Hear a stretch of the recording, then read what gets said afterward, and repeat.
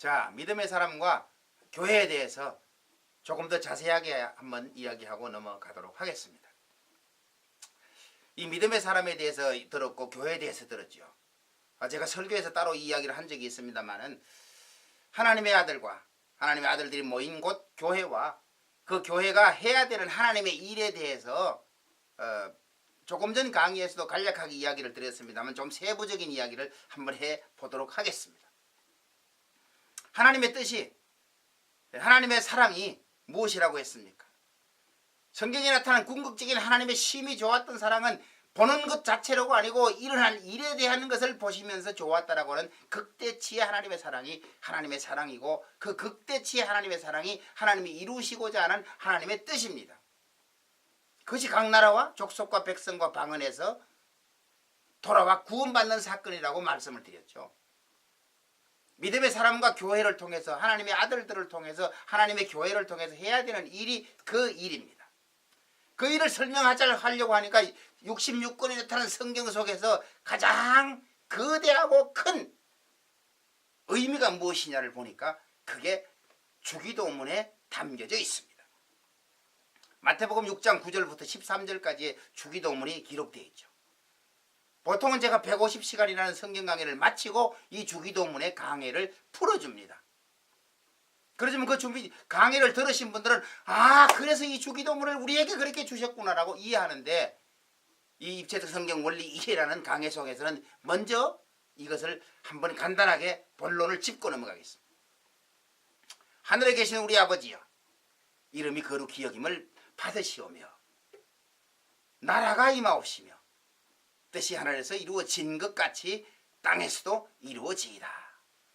그 하반부에는 이제 오늘날 우리에게 일용할 양식을 주옵시고 나가죠. 그 상반부에 있는 이 이야기를 가지고 본론을 한번 짚어보도록 하겠습니다. 하늘에 계시는 우리 아버지요. 아들 된 자가 아버지에게 부르는 호칭의 시작이죠. 믿지 않는 자는 하나님을 가리켜 아버지라고 부르지도 않고 하나님이라고 부르지도 않습니다. 항상 믿음이라는 전제를 가지고, 항상 믿음이라는 정의를 가지고 하나님께 나아가는 자들이 부르는 것입니다. 하나님 아버지,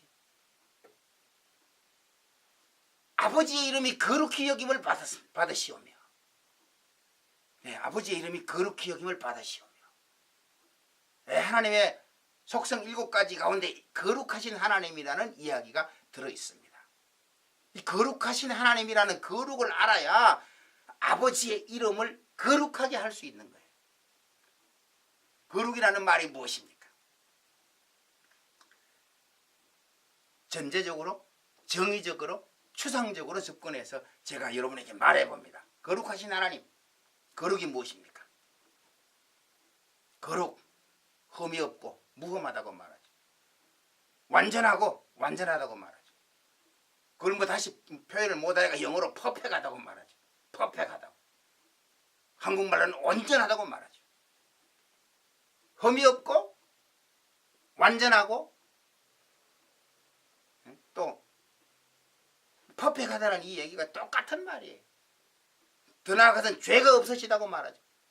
또 표현을 붙이다고 하면 회전하는 그림자도 없으시다고 말이죠. 그게 뭐예요? 정의의 하나님, 묘사의 하나님, 전제된 하나님이에요. 그 거룩하신 하나님을 우리가 어떻게 거룩하게 합니까? 우리가 어떻게 거룩하게 합니까? 우리라고 말하면 사람 아닙니까? 사람이라는 정의가 내려지면 제일 먼저 뭐가 떠올라요? 죄인이다. 오늘날 모든 부흥사, 모든 목회자, 모든 선교사들이 이야기하면서, 물론 다 모든 올 그렇게 하면 안 되죠. 많은 대부분의 목회자들이, 부흥사들이 죄인을 갖다가 심어놓고 몰아붙이잖아요. 죄인이 어떻게 하나님을 거룩하게 합니까? 이런 질문 해보셨습니까? 아버지의 이름이 거룩히 여김을 받는데 죄인이 어떻게 하나님의 이름을 거룩히 여길 수 있느냐고 묻는 거예요, 질문. 거룩을 알지 못하면 이 구절은 1000만 번을 암송해도 맞지 않는, 이해되지 않는 용어를, 연부를, 불교적인 용어도 죄송해요. 중언부언 했다고 하는 거예요. 중언부언. 중언부언 아시죠? 말은 하는데 뜻은 모르고 그걸 중언부언이라. 두 번 말했다고 해서 중요한 부분이 아니에요. 말은 하는데 뜻은 몰라요. 거룩이라는 무엇입니까? 거룩하신 하나님. 묘사되고 정의된 하나님 맞습니다. 흠이 없고 죄가 없고 완전하고 퍼펙하고 온전하신 그 하나님이에요. 근데 성경이 우리에게 거룩하신 하나님이라는 것으로 우리를 알려주시기 시작한 것이 무엇인지 아세요? 그 거룩하신 하나님이 사람을, 죄인을 찾아오셨다가 거룩하신 하나님이에요. 실체가 에덴 동산에서 만들어진 아담과 하와가 하나님의 약속의 말씀을 어기고 선악과를 따먹게 되었어요. 따먹기 전에 그에게 주어진 하나님의 말씀이 있죠. 계명이 있죠. 동산의 모든 실과는 임의로 먹되 중앙에 있는 선악을 알게 하는 나무는 먹지 말라. 먹는 날은 네가 정령 죽으리라. 약속이 있고 계명이 있죠. 알고 있죠. 사단이 찾아가 유혹을 합니다. 하나님이 모든 동산의 모든 실과를 먹지 말라 하더냐? 아니죠. 다 먹어도 된다고 했죠. 먹지 말라는 건 하나, 중앙에 선악을 알게 한 나무를 먹지 말라 한 건데 먹지 말라 하더냐? 아니죠. 근데 그걸 왜 못 먹게 했는지 아느냐? 이유를 물어보는 거죠. 아담과 하와가 모르잖아요. 그냥 먹으면 죽잖아요. 이유는 몰라요. 선악을 알게 하기 때문에 죽는 거예요. 이유는 그거밖에 모르죠. 근데 사단이 와서 유혹하면서 왜 먹지 말라고 하는지 아느냐? 유혹을 했다고 그러죠. 네가 먹으면 눈이 밝아져서 정녕 하나님과 같이 되었어. 동등될까 봐 하나님이 두려워서 너희에게 먹지 말라고 하는 것이다. 먹어봐라. 눈이 밝아지고 지혜가 생겨서 하나님과 같아질 것이라. 그 말에 귀가 솔깃해진 것이죠. 사단이 죄를 짓게 합니까? 아니죠. 유혹했을 뿐입니다. 모든 죄의 결정은 내가 합니다. 사단이 우리를 죄 짓게 결론 내리지 못하죠. 죄 짓도록 유도하는 것까지는 100% 사단이 하지만 죄 짓는 100%의 결정은 다 본인이 사람이 합니다. 아담으로부터 지금까지 동일합니다. 뭐 사단이 날 꼬셔서 그런 소리 하지 마세요. 유혹했지만 죄는 내가 결정해서 합니다. 사단은 죄를 주지 못합니다. 죄를 알려주는 것뿐이지 짓게는 못합니다. 짓게 하는 것은 100% 본인들이 결정합니다. 그래서 죄 먹고 어떻게 됐어요? 사단의 말처럼 되었죠. 눈이 밝아졌어요.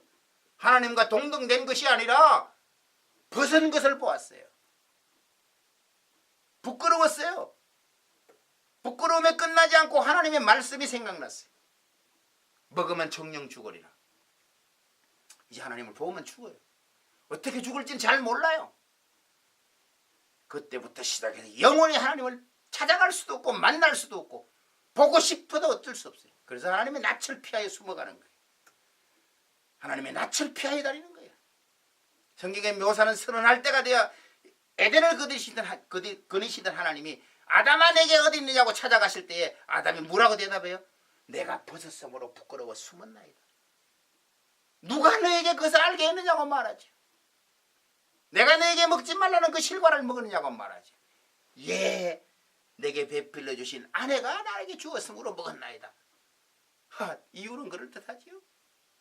하와에게 묻습니다. 너는 왜 그리하였느냐? 예, 뱀이 꾀물어 내가 그러하였나이다. 뱀에게 물어봤어요? 안 물어봤어요. 우리는 사단에 대해서는 물어볼 존재가 아니에요.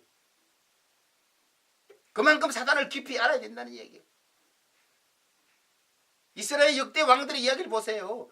박수무대기 물으러 가는 순간 뭐라고 말해요? 네가 침상에서 내려오지 못할 것이다. 하나님의 세계가 그래요. 사단하고 뭘 물어봅니까? 사단을 알고 나면 물어볼 존재가 아니에요. 그냥 거절해야 될 존재. 물리치고 단절해야 될 존재가 사단이에요. 근데 사단을 모르니까 입체적 성경 원리에서 나중에 사단을 다시 설명을 해줍니다. 2시간에서 2시간 반 정도 이렇게 강의를 합니다. 그래서 하나님께서 말씀하시면서 가죽옷을 지어 입히셨죠. 예, 이 찾아가신 하나님이 거룩하신 하나님이고 찾아가신 하나님이 은혜의 하나님입니다. 하나님이 아담을 찾아가니까 가죽옷만 지어 입혔습니까? 죽어야 되는 그의 생명을 회복시키셨습니다. 하나님이 찾아오시기 전에 아담이 하와가 하나님을 찾아가서 하나님, 제가 먹지 말라는 선악과를 먹었습니다. 오늘날 우리의 회개의 표현처럼 하나님을 찾아가서 회개하러 찾아가면 하나님, 내가 선악과를 먹었습니다 말도 하기 전에 하나님을 만나는 순간 적사가 일어나 죽어버려요. 회복되기 전에 죽어버린다 이 말이에요. 왜? 죄인이니까. 죄가 하나님과 공유할 수 없다는 사실을 바로 알아야 됩니다. 근데 오늘날 우리는 뭐라고 그래요? 네가 하나님 앞에 회개하면 구원이 이른다고요? 어디서 나온 이야기? 그 성경과 아무 관련 없는 만들어진 조작된 이야기입니다. 죄인이 뭘 하나님 앞에 회개를 합니까? 하나님이 찾아오심으로 구원받고 구원받은 것이 일어난 이후의 변화가 이제 우리의 순종으로 일어난 변화예요. 우리는 그렇게 접근하는 것들이 얼마만큼 모순됐다는 사실을 발견해 보아요.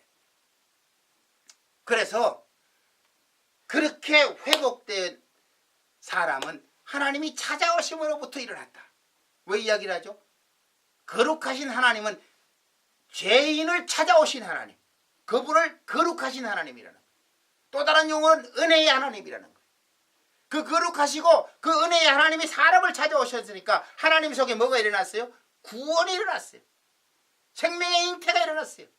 만드실 때는 육적 생명의 잉태가 일어나고 코에 생기가 부르는데 이 생기가 불순종으로 말미암아 죄로 말미암아 떠났던 것이 하나님과의 만남을 통해서 은혜로 말미암아 생명의 시작이 다시 일어나는 겁니다. 그래서 다시 일어난 아담과 하와가 하나님을 찾아가는 것이 하나님을 거룩하게 하는 거예요. 죄인된 사람이 하나님을 만나서 하나님으로부터 구원받고 구원받은 사람이 하나님의 말씀으로부터 순종이 일어나서 하나님을 찾아가는 것을 가리켜 하나님의 이름이 거룩히 여김을 받게 하는 것이다. 성경은 이렇게 되어 있습니다. 믿지 않는 사람은 불신자는 하나님을 거룩하게 할 수 없어요. 믿음의 사람이라 할지라도 하나님의 말씀에 순종이 일어나지 않는 것은 하나님을 거룩하게 할 수 없어요. 아버지의 이름이 거룩히 여김을 받으시옵소서. 그 이야기는 나를 찾아오신 하나님, 나에게 말씀하신 하나님, 그 들려진 말씀에 순종함으로 하나님 앞에 나아갑니다. 이 구절을 가리켜 이름이 거룩히 여김을 올려드립니다. 이렇게 성경은 해석되어집니다. 여기서 끝나지 않습니다. 그렇게 하려면 이 구절을 확대 해석하면 어디까지 해야 돼요? 하나님, 나를 통하여 하나님의 이름이 거룩히 여김을 받기를 원합니다. 하나님, 우리 가정을 통하여 하나님의 이름이 거룩히 여김을 받기를 원합니다. 하나님, 우리 교회를 통하여 하나님의 이름이 거룩히 여김을 받기를 원합니다. 하나님, 내 직장과 사업과 내 모든 삶 속에 연관된 자들로 하나님의 이름이 거룩히 여김을 받기를 원합니다. 좀 더 나아가면 하나님, 나를 통하여 또 다른 사람도 하나님을 알아 하나님의 말씀에 순종하여 하나님의 이름을 거룩히 여기는 일이 일어나기를 바랍니다. 하나님, 우리 가정에 일어난 하나님의 말씀에 대한 순종으로 거룩히 여김이 또 다른 가정에게 전달되어 그 가정도 하나님의 말씀에 순종함으로 하나님의 이름을 거룩히 여기는 가정이 되기를 원합니다.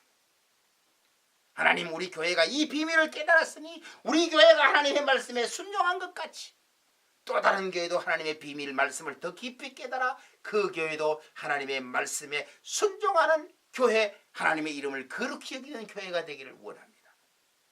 이게 첫 번째 나타난 사상이에요. 성경은 여기서 끝나지 않습니다. 하나님의 나라가 임하옵시며 하나님의 나라가 임하시오며 같은 말이죠.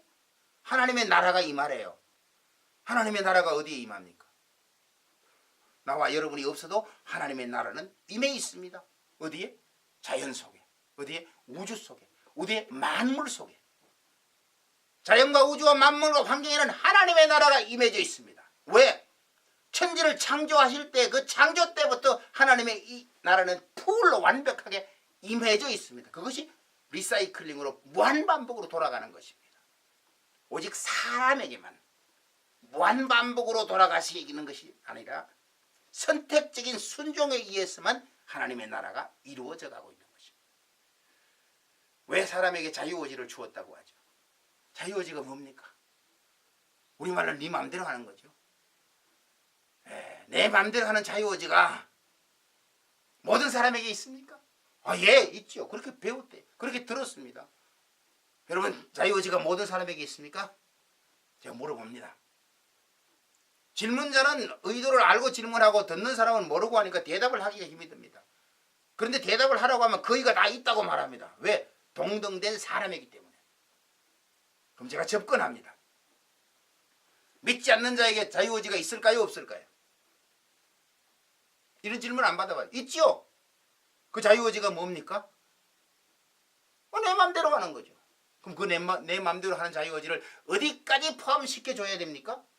그게 무슨 말입니까, 목사님? 포함이라뇨. 왜 이런 질문을 안 받아봤습니까? 제가 묻습니다. 바로 살 권한과 잘못 살 권한을 자기가 결정하는 걸 자유의지라고 배웠죠. 그렇게 배웠죠. 예, 근데 그게 잘못 배운 겁니다. 믿을 것인가 믿지 않는 것인가를 결정을 자유의지로 결정합니까? 내가 신앙으로 하나님을 믿어야 되겠다, 하나님을 믿지 않아야 되겠다, 자유의지로 결정합니까? 물어봅니다. 결코 자유의지로서 믿고 안 믿고를 결정하지 못합니다. 그럼 하나님의 은혜가 아무것도 아니에요. 하나님의 은혜를 알고 하나님을 바로 알면, 입체적 성경 원리를 깊이 알면 믿지 않는 자에겐 자유의지가 없습니다. 그냥 죄 지을 자유의지가 있는 거죠. 한 가지. 죄를 짓는 것이 한 가지. 하나님을 모르니까 자기 마음대로 살 권한이 있는 것이죠. 그걸 자유의지라고 말하지 않았습니다. 자유의지는 믿는 사람들 속에 있는 것입니다. 그 자유의지를 뭐라고 말하는지 아세요? 거룩하신 하나님이 찾아오셨고 이제 내가 찾아오신 하나님을 찾아가는데 그 찾아가는 하나님 속에 들려진 말씀에 순종하느냐 불순종하느냐를 결정하는 것이 자유의지입니다. 신앙과 불신앙에서 불신앙은 죄인이기 때문에 자유의지가 없습니다. 한 명부터 100명, 1000명, 만명, 수억, 백만 억이 있어도 그건 다 죄인입니다. 제로 포인트입니다. 믿음의 사람은 다 법회관 100% 생명에 대해서는 그렇죠. 그러나 말씀의 순종이라는 이 하나님의 대응에 대해서는 그렇지 않습니다. 순종은 100, 불순종은 제로 맞물려 있습니다. 순종과 불순종에 대해서 작동하는 것이 자유의지지 신불신에 대해서 작동하는 것이 자유의지가 아닙니다. 믿음의 사람에게 있는 것이 자유의지입니다. 왜 이런 얘기를 합니까? 하나님의 나라를 이야기해야 되니까. 하나님 나라가 임하시라고 말합니다. 하나님 나라가 어떻게 임합니까? 빛이 있으라 하시니까 빛이 있었어요.